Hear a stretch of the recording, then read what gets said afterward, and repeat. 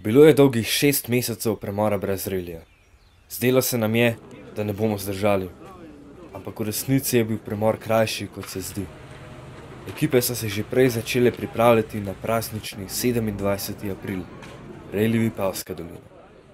Gledate reportažo Avtoportreta.si začetka slovenske reli sezone 2019. V redu, reli se je v resnici začel že v petek, 26. aprila, ampak o tem pozneje. Najprej pogledamo dogajanje pred dirko. Lanska sezona je bila v generalni razvrstitvi dokaj nezanimiva. Turk je prišel do 4 zmag v prvenstvu. Dečeku je bila v Novi Gorici po preluknjeni gumi ena zmaga podarjena, v Idriji pa je povratnik Kavčič ugnal vsa konkurenca. Še vedno sta Rok Turk in Blanka Kacin prišla do drugega zaporednega naslova. Malo po koncu sezone pa je sledila novica, da je Rok Turk postal dirkač Hyundaia in posledično moštveni kolega glavnega rivala Dečeka. To pa je samo ena menjava. Lanski prvak divizije 3 Aleš Zrinski je svojega že ikoničnega BMW-ja zamenjal za Peugeota 208 R5, ki je prej pripadal Turkovi ekipi. A to še ni vse. Alex Humar je navijače navdušil z novico, da bo Reli odpeljal Škodo Fabio R5, ki jo je najel od ekipe RB Motorsport. Velja pa omeniti še menjavo prvaka divizije 1. Martin Špicin je Škoda Felicie Kitkar presedlal na Renaulta Clio. Tako se je tudi preselil v veliko težji boj divizije 2, kjer je lani slovila posadka Tim Novak in Uroš Ocvir. Zdaj, ko smo predelali silly season, se lahko tudi mi preselimo v Vipavsko dolino. Na reli se je prijavilo rekordnih 105 posadk, na štart jih je prišlo 100 plus 1. Še vedno je to ogromna številka, tako ogromna, da je celo primanjkovalo prostora. Kot lani se je reli začel v petek zvečer ob 20:43 v centru Ajdovščine. V Ajdušne. In že takoj se je začelo.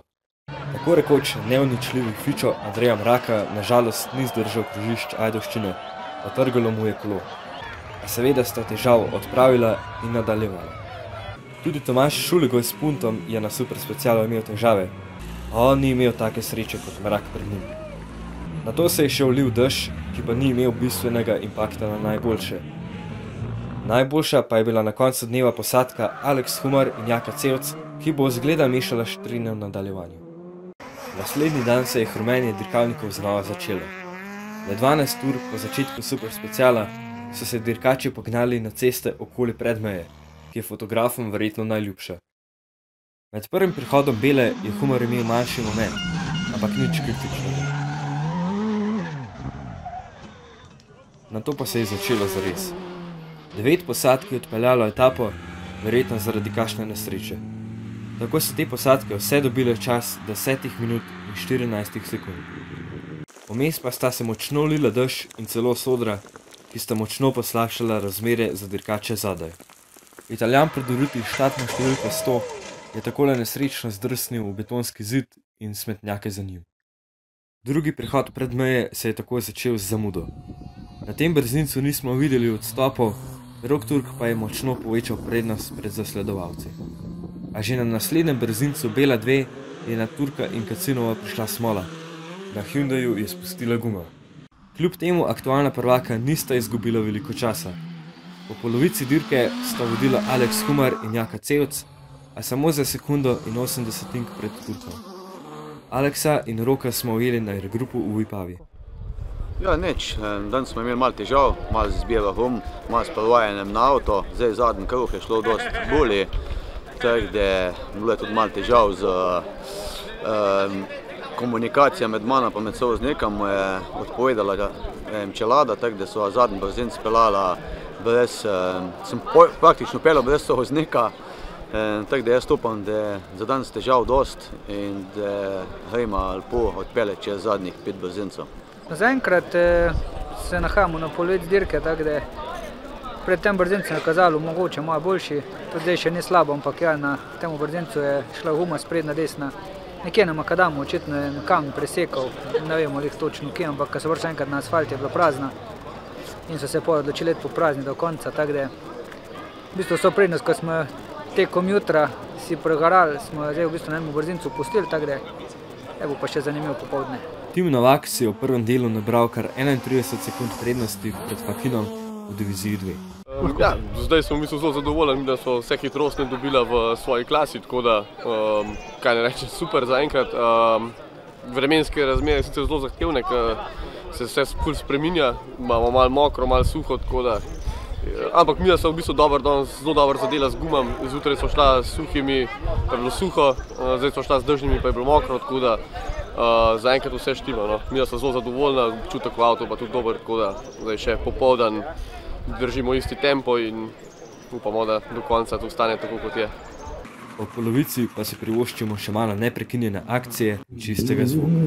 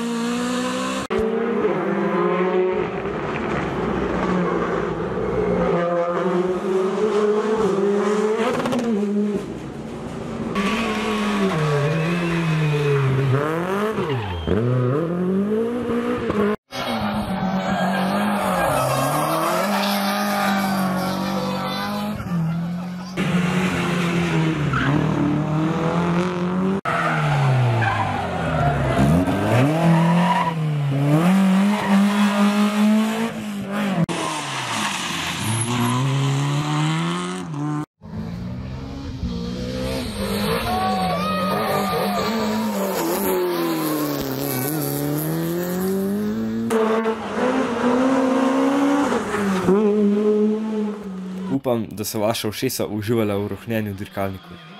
No, nismo še končali, zato gremo naprej.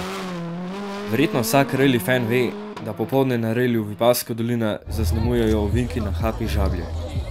Vsako leto tja pride nepregledna množica navijačev. Ampak vodilni Alex Humar ni imel priložnosti ugledati žabljskih hardov, ker je na tem brzincu odstopil. Pa še dve posadki s Peugeot tudi, celo na istem ovinku. Moramo priznati, da je to do zdaj nesreča sezone. Na srečo ni bil nihče poškodovan. Nažalost je na naslednji hitrostni preizkušnji odstopil tudi vodilni v diviziji 1 Domen Buh zaradi polsovine. Pred brzincem Žablje 2 se je kar dobro ulil dež. Rekli smo, da bi to znalo biti zanimivo, zato smo se odločili, da bomo na Facebooku avtoportreta naredili livestream. Pričakujte ga tudi na naslednji dirki v boljši obliki. Je pa livestream bil zelo dobro sprejet med gledalci, ujeli smo celo Pelhanovo vrtenje, ki bi se lahko končalo slabše.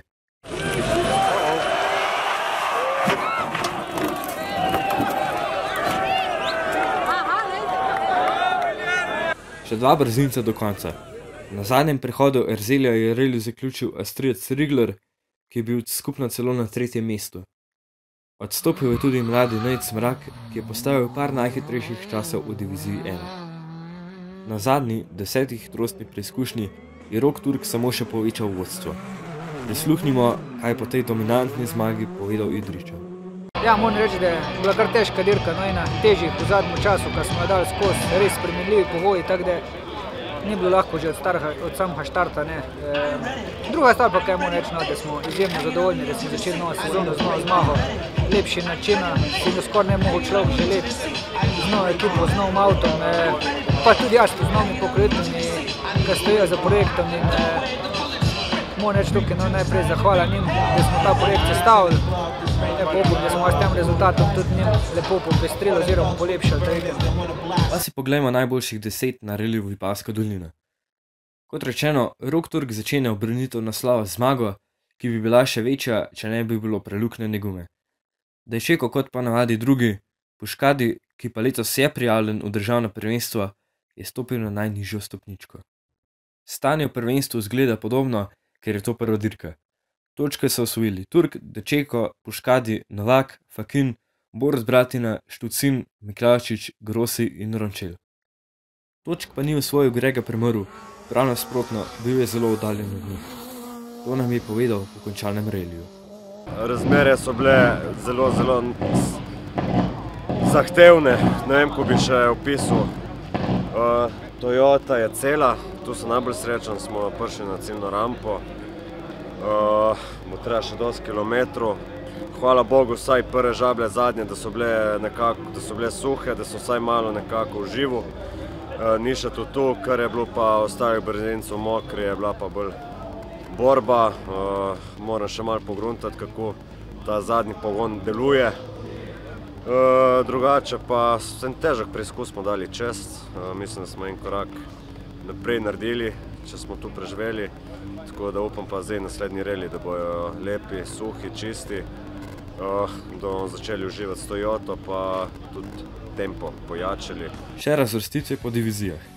Ker je razvrstitev na reliju in stanje v prvenstvu enako, bomo pokazali točke. Do polnega izplena je z res dominantno zmago prišel Rok Jerkič z MG-jem. Jurej Rep in Mitja Bratina sta bila zraven njega na stopničkah. V diviziji 2 je šlo bolj na tesno, a še vedno je Tim Novak prišel do zmage z 11 sekundami prednosti pred Jernejem in Gregorjem Fakinom v Peugeotu. Še en Peugeot razreda R2 je bil dovolj hiter za stopničke, in sicer Borut Bratina. Zdaj, ko Zrinskega ni več v diviziji 3, je nov prvak zagotovljen. Vasja Miklavčič s sovoznikom Martinom Černigojem je bil tako najhitrejši, Danile Trani in Boštjan Logar sta se mu pridružila na stopničkah z Renault 123. Tako smo do konca pripeljali reportažo z tega res spektakularnega relija. Preden končam, bi še dodal, da letošnjo sezono relija, gorsko-hitrostnih dirk in drugih motošportov lahko spremljate na družabnih omrežjih Avtoportreta in na spletni strani autoportret.si, kjer boste našli še veliko drugih zanimivih člankov in vsebin. Naslednja postaja slovenskega prvenstva je Reli Velenje 24. in 25. maja, kjer zagotovo ne smete manjkati. Hvala, ker ste si ogledali tole reportažo in se vidimo naslednjič.